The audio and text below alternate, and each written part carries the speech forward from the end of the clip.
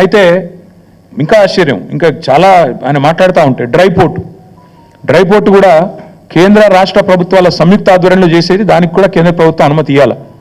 వాళ్ళతో సహకరించి, ఎందుకంటే మనకు ల్యాండ్ లాక్ స్టేట్, మనకు సముద్ర తీరం లేదు కాబట్టి డ్రై పోర్ట్ అనేది ప్రతిపాదన మనం తీసుకొచ్చినాం. దానికి కూడా కేంద్ర ప్రభుత్వంతో ఇంకా సంప్రదింపులు చేస్తానే ఉన్నాం. ఎవరికి ఏమి ఇవ్వలేదు, అది కూడా ఇవ్వండి ఇచ్చినట్టుగా చూపెట్టినాడు.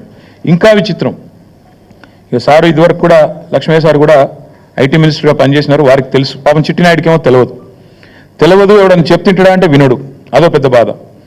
ఆయన ఎంత మూర్ఖుడు అంటే, మేము కేసీఆర్ గారి ప్రభుత్వంలో రెండు దఫాలుగా మైక్రోసాఫ్ట్ నుంచి 31,000 కోట్ల పెట్టుబడులు డేటా సెంటర్ రంగంలో తీసుకొచ్చాం. ఒకటి ఫిబ్రవరి 2022లో 15,000 కోట్ల పెట్టుబడి, జనవరి 2023 సంవత్సరంలో 16,000 కోట్ల పెట్టుబడి. ఇవి రెండు కూడా నేను మీకు ప్రెస్ కటింగ్లు ఇస్తాను, చూసుకోండి.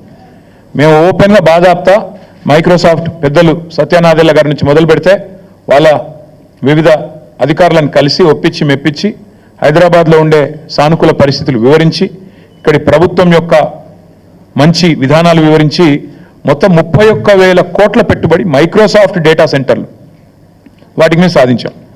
ఈ ముఖ్యమంత్రి గారి పరిజ్ఞానం ఎంత అంటే, వీటిని ఆయన విడుదల చేసిన దానిలో మైక్రోసాఫ్ట్ డేటా సెంటర్లో ఆయన ఏం విడుదల చేసిండు నిన్న లిస్టులో? Adani data centre. ఇక ముఖ్యమంత్రి గారు ఎట్లాంటి వాడంటే, ఈయన పాపం ఈయనకు తెలియదు. ఇదివరకు కూడా ఒకసారి ఇట్లే మాట్లాడాడు. సత్యనాదెల్లా అని ఉన్నాడు, ఆయన ఎవరా విప్రో సీఈఓనా అని మాట్లాడాడు. ఇప్పుడు కూడా గంతే.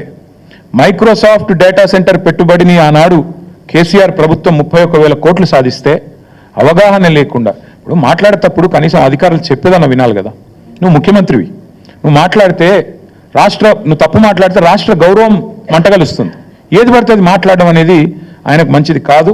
ఇప్పుడైనా సవరించుకోని చెప్తా ఉన్నా చిట్టినాయుడు గారికి, ఇప్పుడైనా సవరించుకోండి. 31,000 కోట్ల పెట్టుబడి రాష్ట్రానికి వచ్చింది, నా జేబులకు పోలే, కేసీఆర్ గారి జేబులకు పోలే, రాష్ట్రానికి వచ్చింది. రాష్ట్ర సంపద పెంచే అంశం, రాష్ట్రానికి మంచి జరిగే అంశం. దీనివల్ల మైక్రోసాఫ్ట్ వచ్చిందంటే తర్వాత అమెజాన్ వచ్చింది, అది ఇంకా 36,000 కోట్ల పెట్టుబడి, $4.7 బిలియన్ పెట్టుబడి.